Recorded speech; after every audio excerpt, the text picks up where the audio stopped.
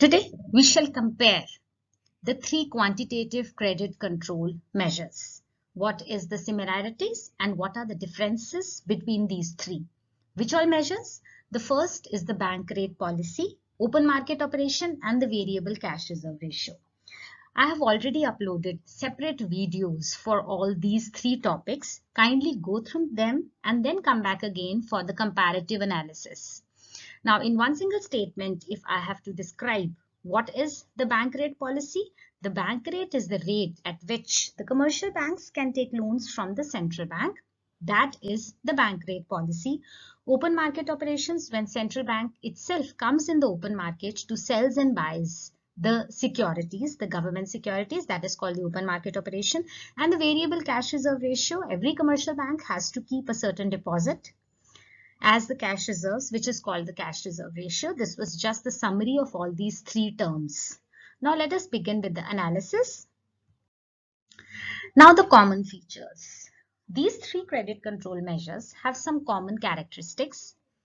The first is that they are objective and indiscriminatory. What does this mean? Indiscriminatory means that these three measures will be doing their work of controlling the volume of credit in the economy.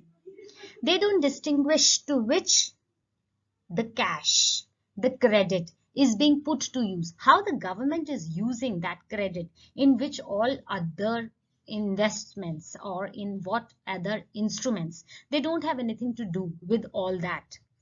They don't give weightage to the fact that where is that credit going. They are objective, means they just fulfill their aim, their objective, their motto of controlling the credit. It can be expansion, it can be squeezing in the economy, whatever it is. So these quantitative measures are objective and indiscriminatory in nature. They help the central bank to control the volume of credit in the economy. So the main purpose or the motto of these three instruments is to control, stabilize the credit, volume of credit in the economy.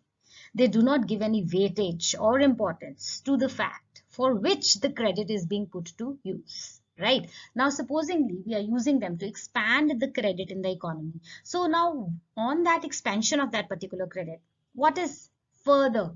Where is that money going? How is it being invested or spent?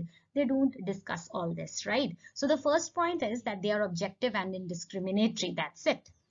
Second is all of them affect the cash reserve of the commercial banks. Now, we know that these are the instruments of credit control. How do they work? How do they come in operation? The basic thing which all these three features have, that they will affect the cash reserve of the commercial banks. The screw here is the cash reserve will be affected, either increased or reduced, and then the credit control will take place in the country. So the base, I can say, for all these three measures is the cash reserve of the commercial banks. From there, we take the step forward. Now, these quantitative measures aim to control the credit in the economy, we know, by influencing what? The cash reserves of the commercial banks. This is the common statement, the common line in all these three, that the cash reserve will be affected and then the further thing will take place. Right? So these were the measures, these were the features which are common to all these three measures. Let's move further. Now, what is the difference between the bank rate, the OMO and the variable cash reserve ratio? Although these three measures work towards one unidirection to control the credit in the economy, but there are a lot of differences between these three. They work on their own, in their own direction. But what are the differences? The first difference relates to the direct and the indirect method, as I have put here in the slide. See, the bank rate is an indirect method to control the volume of credit, right? It affects the cost and availability of the credit to the commercial banks. Very simple. If the bank rate will increase, the cost of credit to the commercial banks will increase. Availability of credit to the commercial bank will become difficult because the bank rate has increased.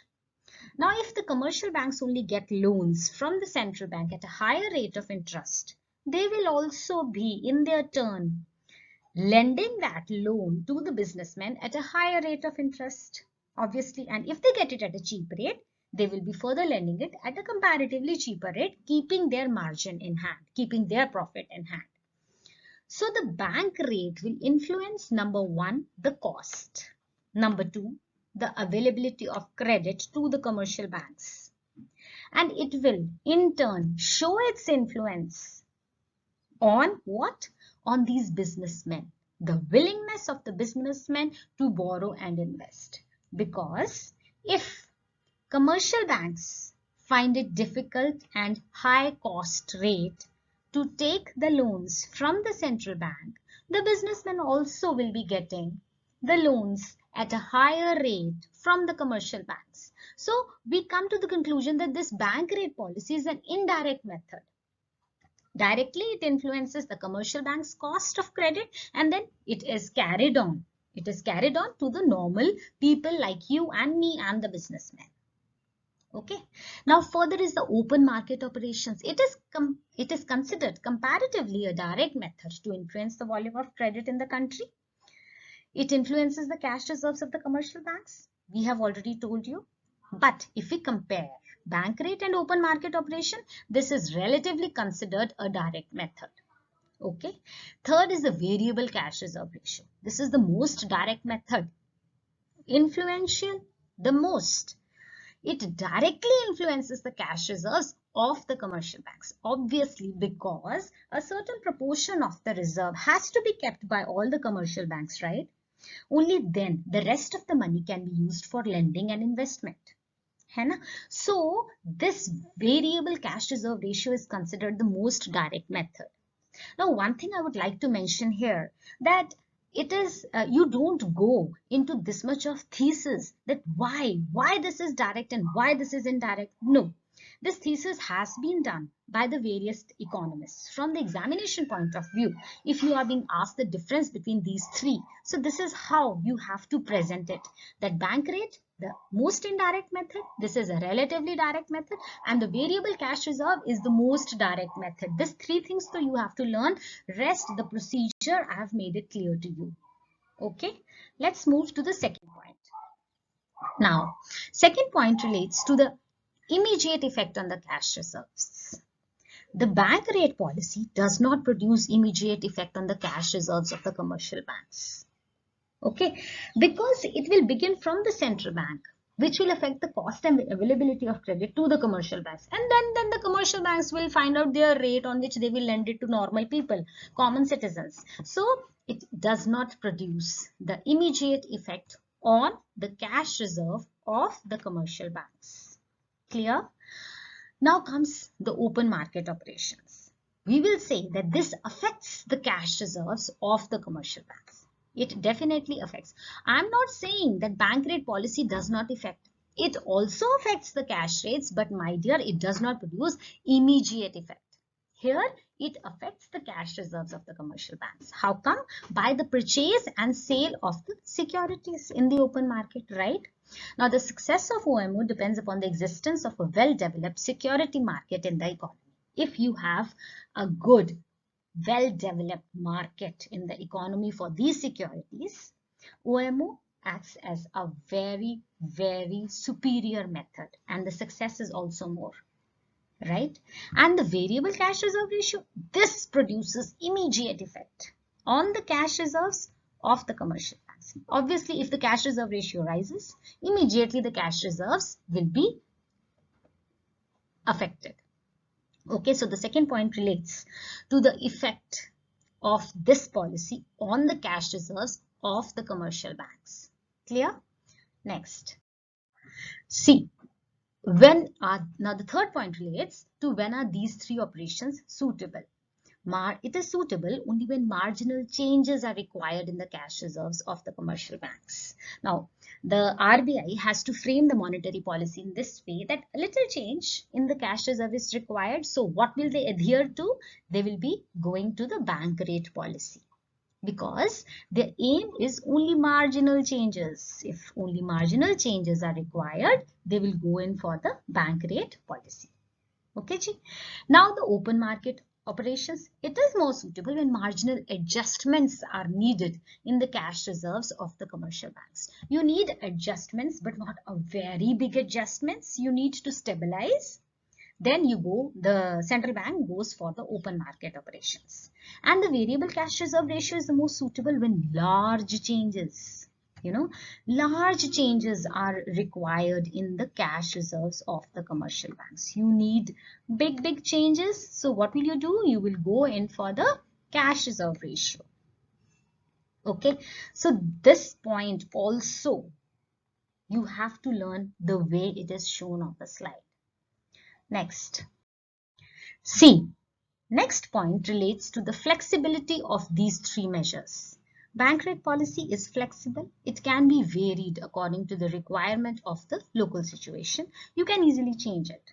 OMO is not flexible. This cannot be changed easily and quickly. It's not that overnight, oh my God, let's do this, let's do that. No, it's not going to be like that. It takes time, it takes changes, so it's not flexible. But the CRR, it's not flexible at all. It is applicable to the entire banking system and hence cannot be varied in accordance with the requirements of the local situation. Now, if the variable cash reserve ratio has to be affected, has to be changed, little high or little low. So what will happen? The whole entire banking system, each and every scheduled commercial bank will be affected. So this is not flexible. This is not that overnight the RBI governor will say, okay, today morning I will change the cash reserve ratio and today evening let me change the bank rate. No, it's not like that. It's a planned thing. But when we compare these three things, these three measures of credit control, we conclude that this is flexible, this is not flexible, and this is relatively not flexible at all. Okay, further. Now, what do you conclude from this? We find that each method of credit control has its own merits and demerits, right? They have bank rate has its own ways. OMO and CRR, they have their own ways, plus and minus, how to manage, how they have a hold on the economy. Now see, very important line, no method alone can produce effective results. To control the volume of credit in the economy, the central bank has to visualize all these three methods separately.